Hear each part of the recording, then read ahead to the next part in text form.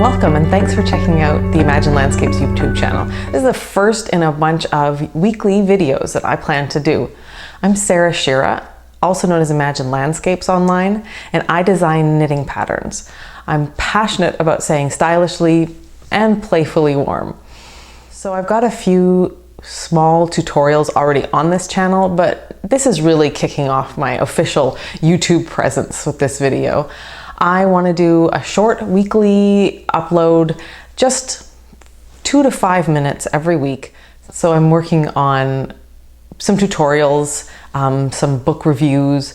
I'm also planning on doing design diaries. When I publish a pattern, I hope to give you guys sort of behind the scenes peeks into what I'm thinking when I pull the yarn out of the bag, when the dyer sends it to me, to how I pick stitch patterns, and then also whenever possible or appropriate, give you guys what it looks like on me, 3-dimensional, so that I'm gonna spin and you're gonna be able to see what does this really look like. I'm gonna do all of those things, plus some other things I haven't even thought about. So I'm really excited about engaging with you guys and learning what you want. I am excited. So why don't I start by introducing myself? Obviously, I hope that you guys will introduce yourselves and I'll get to know you. But I'm Sarah. I used to homeschool my children, but now they're in university.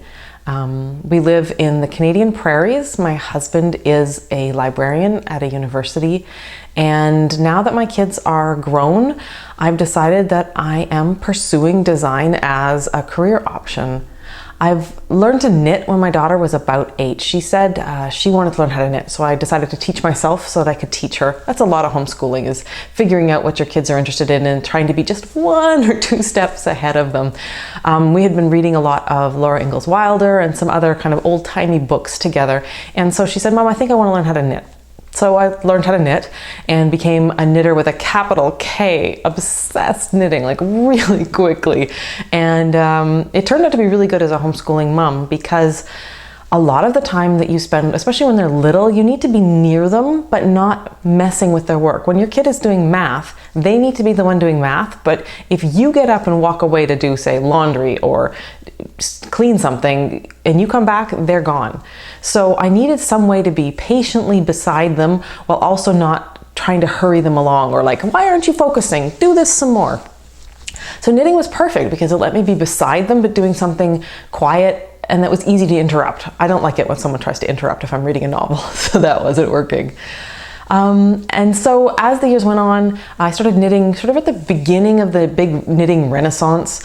It happened just around the 2000s, and the internet wasn't fully functional in terms of knitting content, and a lot of the books that were published also weren't so great if you wanted to knit for boys and men. And I love to knit for my family. My whole family's knit-worthy.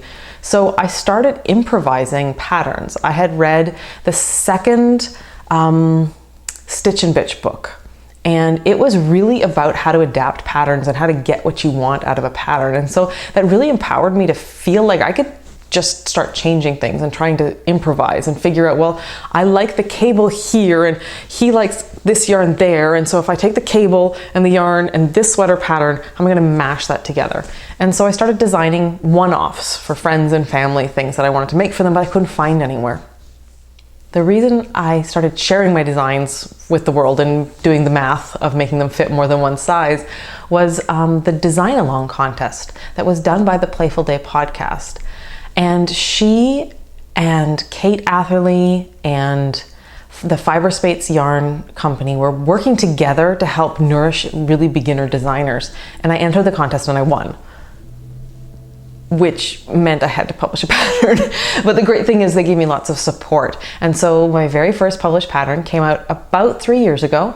It's a crossed Furrows cowl, and I knit it inspired by this picture my father took. My father's a photographer and does a lot of landscape photos. And it was a way to do kind of a plaid look with a really amazing textural stitch pattern without having to like worry about intarsia or sewing things up afterwards or anything like that. So I published the Cross Furrows cowl, and I was looking around and going, well, you know, my children are growing up. They're in high school now. What am I going to do? And so I started slowly doing more than just designing one-offs. I would design and then do the math and then make sure I tested things and made sure they worked, and then I started publishing. And that's what got me here today.